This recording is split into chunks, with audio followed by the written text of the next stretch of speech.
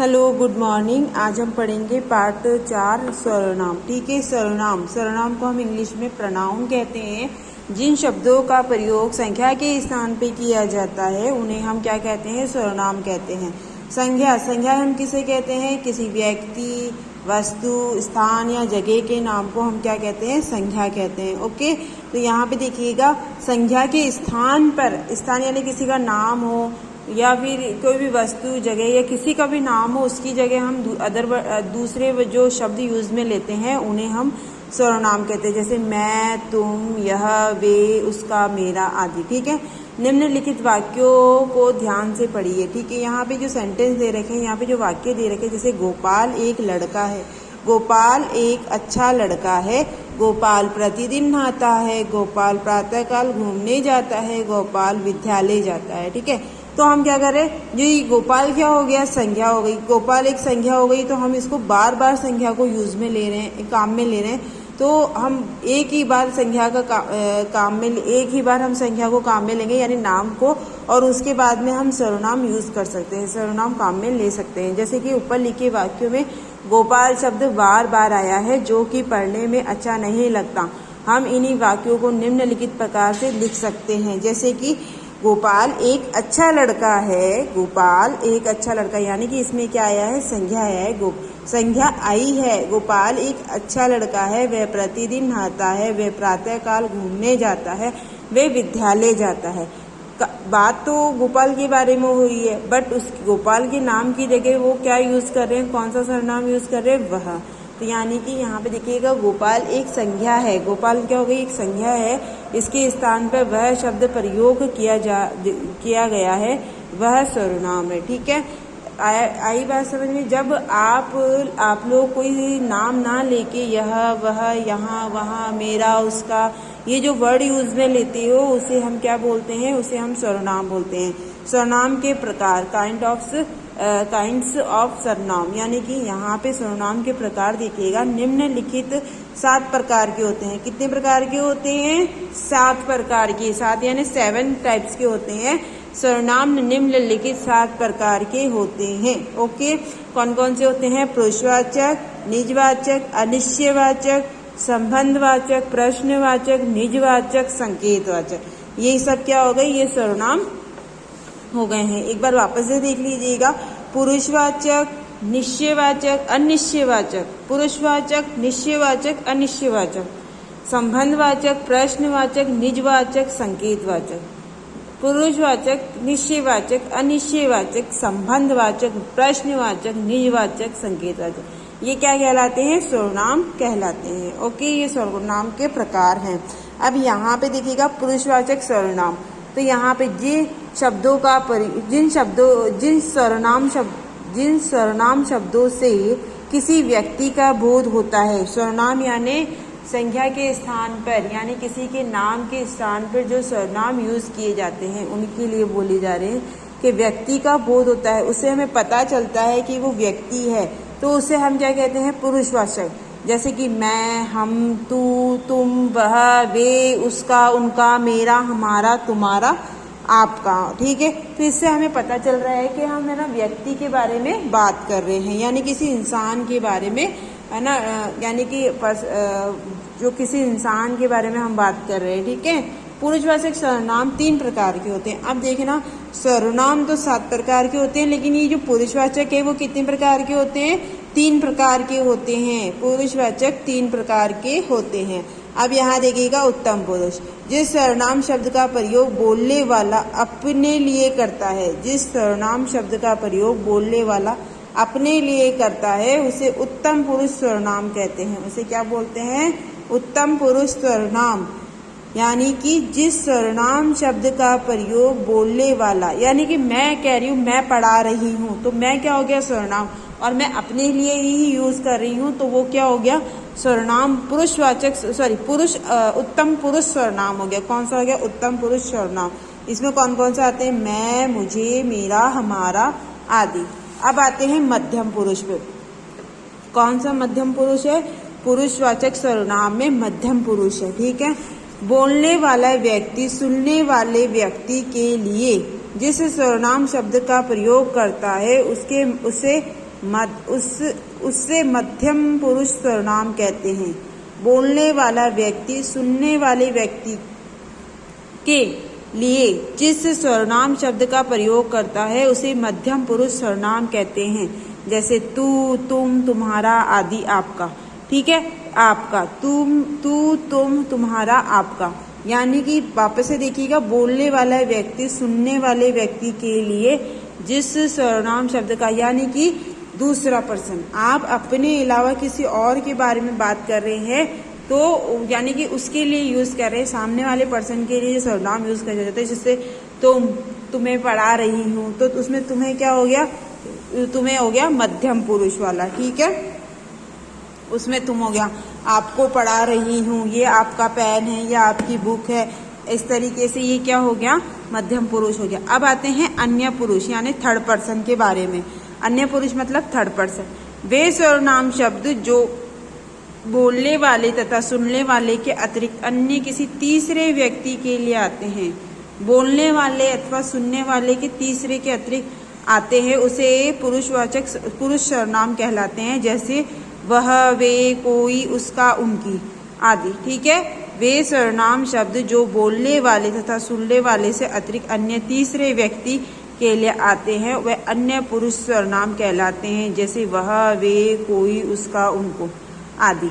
अब आते हैं निश्चयवाचक सर्वनाम, डेफिनेट प्रोनाउन। जो सर्वनाम शब्द किसी निश्चित व्यक्ति या वस्तु का बोध होता है, जो सर्वनाम शब्द किसी निश्चित व्यक्ति या वस्तु का बोध कराते हैं उसे निश्चयवाचक सर्वनाम कहते हैं। वापस से देखिएगा, निश्चयवाचक सर्वनाम, जो सर्वनाम शब्द किसी निश्चित व्यक्ति या वस्तु का बोध कराते हैं उसे सर्वनाम कहते हैं। जैसे वह यही पढ़ रहा है, वह यही पढ़ रहा है, यानी कि वो फिक्स है कि वो वहीं पढ़ रहा है, तो इस वाक्य में वह निश्चयवाचक सर्वनाम है। क्या हो गया, वह निश्चयवाचक सर्वनाम हो गया।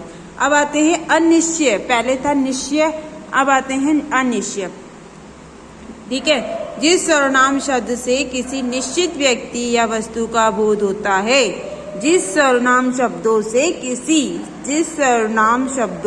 किसी निश्चित व्यक्ति या वस्तु का बोध नहीं होता है, वस्तु या बोध नहीं होता है और इसमें बोध होता है निश्चयवाचक में और इसमें नहीं होता है, तो वो अनिश्चयवाचक कहलाता है। जैसे यहाँ कोई नहीं आया, तो यहाँ कोई यानी कोई नहीं आया, वो अपन को नहीं पता वो किस बारे में बात कर रही है। तो पानी में कुछ पड़ा है, अब पानी में कुछ भी पड़ा हो सकता है, कोई है ना डस्ट पड़ी हो सकती है या फिर कोई इंसेक्ट हो सकता है। ठीक है, कोई कीड़ा मकोड़ा हो सकता है, कोई मिट्टी हो सकती है। इन वाक्यों में कोई और कुछ अनिश्चित सर्वनाम है, कोई और कुछ, क्योंकि इसका कोई निश्चित नहीं है। ठीक है, अब आते हैं संबंधवाचक सर्वनाम यानी रिलेटिव प्रोनाउन। संबंधवाचक में जिन सर्वनाम शब्दों का किन्हीं अन्य संज्ञा या सर्वनाम शब्दों के संबंध ज्ञात होता है अथवा जो दो वाक्यों अथवा उपवाक्यों को जोड़ते हैं, दो वाक्य या उपवाक्यों को जोड़ते हैं, वे संबंधवाचक सर्वनाम कहलाते हैं। वापस से एक बार देखिएगा, जिन सर्वनाम शब्दों का किन्हीं अन्य संज्ञा या सर्वनाम, एक सर्वनाम शब्दों का किसी अन्य संज्ञा सर्वनाम शब्दों से उसका संबंध हो यानी रिलेशन ज्ञात होता हो, अथवा जो दो वाक्यों, दो सेंटेंस या उपवाक्यों या सब सेंटेंस को जोड़ते हैं तो उसे संबंधवाचक सर्वनाम कहलाते हैं। तो वे क्या कहलाते हैं, संबंधवाचक सर्वनाम। जैसे जो कठिन परिश्रम करता है वह सफल होता है। जिस वाक्य में जो तथा वह शब्द एक ही व्यक्ति के से संबंधित है अतः जो तथा वह संबंधवाचक है। यहाँ पे वापस देखिए, जो कठिन परिश्रम करता है वह सफल होता है। जो परिश्रम करेगा वही सफल होगा। ऐसे नहीं है कि परिश्रम यानी मेहनत कोई और कर रहा है, सफल कोई और होगा। अभी एग्जाम के लिए आप पढ़ोगे, पास कोई और होगा, ऐसे नहीं होता है। ठीक है, तो वो एक ही इंसान के बारे में, एक ही पर्सन के बारे में बात कर रहा है। तो इस वाक्य में जो या वह जो तथा वह शब्द क्या है, एक ही व्यक्ति से संबंधित है, यानी कि एक ही व्यक्ति के बारे में बात की जा रही है, अतः जो वह संबंधवाचक सर्वनाम कहलाते हैं। प्रश्नवाचक सर्वनाम में देखिएगा, जिस सर्वनाम शब्दों द्वारा किसी प्रश्न का बोध हो, जिन सर्वनाम शब्दों द्वारा किसी प्रश्न का बोध हो वे प्रश्नवाचक सर्वनाम कहलाते हैं। जैसे यह पुस्तक किसकी है, कमरे में कौन सो रहा है, थैले में क्या है। इन वाक्यों में किसकी, कौन, क्या शब्दों में प्रश्न यानी क्वेश्चंस जो होते हैं वो उसके बारे में बात कर रहे हैं। अगर कोई क्वेश्चन पूछता है अपन से तो वो क्या कहलाते हैं, प्रश्नवाचक सर्वनाम। अतः यह प्रश्नवाचक सर्वनाम है। ठीक है, अभी आप क्या कर रहे हैं, मैथ्स में कितने चैप्टर पढ़ाए हैं, इस प्रकार से ये क्या हो गया, एक क्वेश्चन हो गया। ठीक है, अब आते हैं निजवाचक। निजवाचक सर्वनाम, ठीक है, निजवाचक जिन सर्वनाम शब्दों का प्रयोग वाक्य में कर्ता द्वारा अपने लिए किया जाता है। जिन सर्वनाम शब्दों का प्रयोग वाक्य में कर्ता द्वारा अपने लिए किया जाता है उन्हें निजवाचक कहते हैं। जैसे यह अपना ही मकान है, मैं स्वयं दुकान पर बैठा हूँ, तुम खाना अपने आप क्यों बनाते हो। इन वाक्यों में अपना, स्वयं, अपने आप ये शब्द क्या हो गए, ये हो गए कर्ता के लिए प्रयुक्त हो गए हैं और निजवाचक सर्वनाम इन्हें कहते हैं। फिर आते हैं संकेतवाचक। संकेतवाचक तो काफी अच्छा है और वो है कि भाई इसको संकेत यानी अपन बोलते हैं ना, ओए हेलो इधर आओ, ऐसे बोलते हैं तो यानी कि वो जो अल्प विराम लगता है उसे बोलते हैं। जिन सर्वनाम शब्दों की से किसी व्यक्ति या वस्तु की ओर संकेत किया जाता है वो संकेतवाचक सर्वनाम है। जैसे यह मेरी पुस्तक है, वे आम खट्टे मीठे हैं, यानी कि यहाँ पे देखो, नहीं सॉरी वो नहीं होगा, वो अलग था, वो नहीं है, सॉरी वो कारक था। संकेतवाचक सर्वनाम जिन सर्वनाम शब्दों में से किसी वस्तु, थिंग या संकेत हिंट में किया जाए तो वह संकेतवाचक है। जैसे यह पुस्तक मेरी है, वे आम मीठे हैं, तो वो आमों की तरफ मैं ना संकेत कर रहा है। वे यह यानी कि ये पुस्तक मेरी है तो यह मेरी है, तो मेरी तरफ क्या कर रहा है, इशारा कर रहा है कि भाई ये मेरी बुक है। तो यानी कि है ना वाक्यों में ये शब्द पुस्तक की और वे शब्द आमों की ओर संकेत कर रहा है, यह और वे संकेतवाचक सर्वनाम कहलाते हैं। ओके, अब आते हैं क्वेश्चन आंसर पे। सर्वनाम किसे कहते हैं, उदाहरण सहित लिखिए। जिन शब्दों का प्रयोग संख्या के स्थान पर किया जाता है उन्हें सर्वनाम कहते हैं। जैसे मैं, तुम, वह, हमारा, तुम्हारा, जो भी है। फिर आगे देखिएगा, निम्नलिखित वाक्यों में सर्वनाम शब्द छांटकर कोष्टक में लिखो। यह मेरा बाग है, तो इसमें यह क्या हो गया, सर्वनाम हो गया। बताओ तुम कौन हो, तो कौन क्या, तुम क्या हो गया, सर्वनाम हो गया। हम और आप आगरा गए थे, यहाँ पे कौन भी सर्वनाम होगा, प्रश्नवाचक सर्वनाम। तो यहाँ पे हम और आप आगरा गए थे, तो हम और आप क्या हो गया, आगरा। वह उसकी कार है, वह क्या हो गया, सर्वनाम, और उसकी भी सर्वनाम होगा, वह उसकी। इसमें भी क्या है, उसका नाम नहीं बताया, नहीं तो नाम बताते तो वो संज्ञा हो जाता। आपके घर कौन आया है, आपके कौन, तो यहाँ पे आपके और कौन क्या है, घर आया है।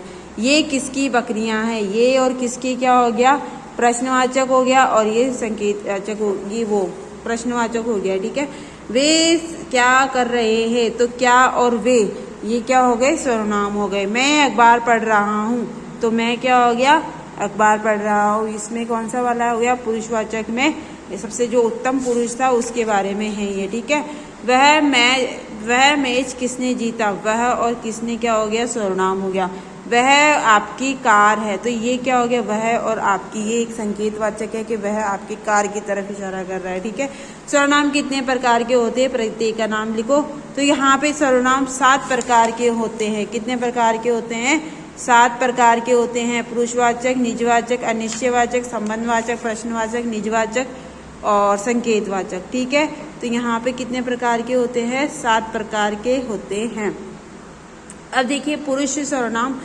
पुरुष सर्वनाम के कितने भेद होते हैं, पुरुषवाचक सर्वनाम के 3 भेद होते हैं, उत्तम, मध्यम और अन्य पुरुष। ठीक है, उत्तम पुरुष, मध्यम पुरुष, अन्य पुरुष।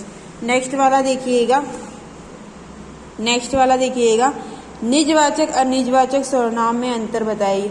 निजवाचक सर्वनाम में किसी निश्चित व्यक्ति या वस्तु का बोध होता है और अनिजवाचक में व्यक्ति सुनिश्चित का बोध नहीं होता, किसी व्यक्ति वस्तु के निश्चित बोध नहीं होता है, जैसे कुछ, है ना। ठीक है, फिर हम नेक्स्ट वाला देखेंगे, नीचे दिए गए सर्वनामों में से उत्तम, मध्यम और अन्य पुरुषवाचक सर्वनाम को छांट कर लिखिए। जैसे मैं, वह, उत्तम पुरुष में मैं आ जाएगा और हम आ जाएगा। मध्यम पुरुष में क्या आएगा, मध्यम यानी अपन दूसरे कहते तो तू और तुम आ जाएगा। फिर आता है अन्य पुरुष में वह और ये आ जाएगा किसी तीसरे के लिए। सर्वनाम का प्रयोग किए जाते हैं, सर्वनाम के प्रयोग संख्या के स्थान पर किए जाते हैं। तुम्हारे घर उस दिन जिससे मैंने देखा वह कौन था, तो कौन क्या हो गया, सर्वनाम हो गया। वह सर्वनाम है, वह पुरुषवाचक है। निजवाचक सर्वनाम का प्रयोग क्या है, निजवाचक सर्वनाम का प्रयोग स्वयं के लिए है। जो शब्द वाक्य में आपसी संबंध जोड़ते हैं वे कहलाते हैं संबंधवाचक। ठीक है, तो हमारा ये चैप्टर हो गया है, इसकी PDF आपको सेंड कर दी जाएगी, आपको ये सभी कॉपी में करना है।